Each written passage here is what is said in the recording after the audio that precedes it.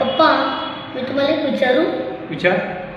मगाशी मी सोलापूरची एक बातमी बघत होतो. त्यामध्ये एका शेतकऱ्याच्या आत्महत्याबद्दल सांगत होते. खरं शेतकरी आत्महत्या का करतात? प्रश्न हा चांगला आहे. खरं तर हा प्रश्न सर्व राज्यातील जनतेला, राज्यकर्त्यांना पडण्याची गरज आहे. आणि हा लहान मुलांना किंवा सर्व समाजातील सर्व स्तरातील सर्व लोकांना त्याबद्दल माहीत असणं आवश्यक आहे. किंवा शेतकऱ्यांचा जो आत्महत्या आहे तसा बघायला गेला तर अत्यंत कळीचा मुद्दा आहे. सर्वांना आवश्यक आहे माहिती त्याची. तर तुझा प्रश्न होता की शेतकऱ्यांची आत्महत्या का करतात. आणि सोलापूर जिल्ह्यात काल परवा तुझी बातमी बघितलीस, तो अलीकडचं निर्माण झालेला तर प्रश्न मोठाच आहे.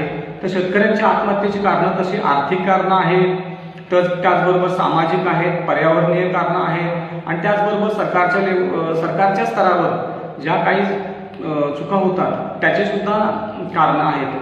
तर आर्थिक कारणांच्या मध्ये काय, तर सर्व महत्त्वाचं कर्जबाजारीपणा हे सर्वात महत्त्वाचं एक कारण आहे.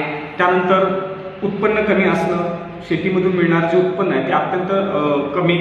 त्यानंतर उत्पन्न कमी, त्याचबरोबर उत्पादन सुद्धा कमी असतं, ही आर्थिक कारणं आहेत. त्याचबरोबर सामाजिक कारणं काय आहेत, आता हे कर्ज आपण मगाशी म्हटलं की कर्ज बाजारीपणा जो आलेला आहे तो शेतकऱ्यांचा कर्जबाजारीपणा कशामुळे आहे, तर वाढता शिक्षणावरचा खर्च, त्याचबरोबर लग्नांच्यावर वारेमाप होणारा खर्च, आणि मग हा खर्च भागवण्यासाठी शेतकरी सारखा जो कर्जाचा जो एक चक्र आहे त्या कर्जाच्या चक्रामध्ये जातो.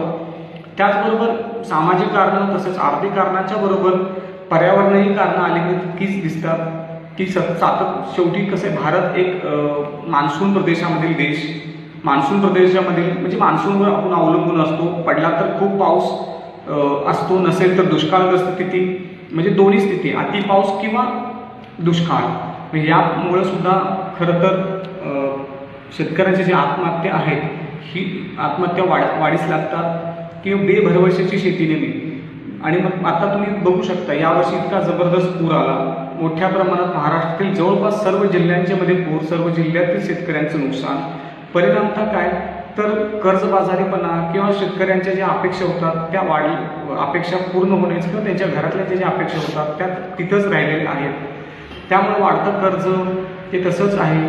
त्यामुळे आत्महत्या, मग कालच्या बातमी तीच बातमी होती की कालच्या पुरामुळं किंवा गेलेल्या आठवड्यामध्ये आलेल्या पुरामुळं एका तरुण शेतकऱ्याने केलेली आत्महत्या.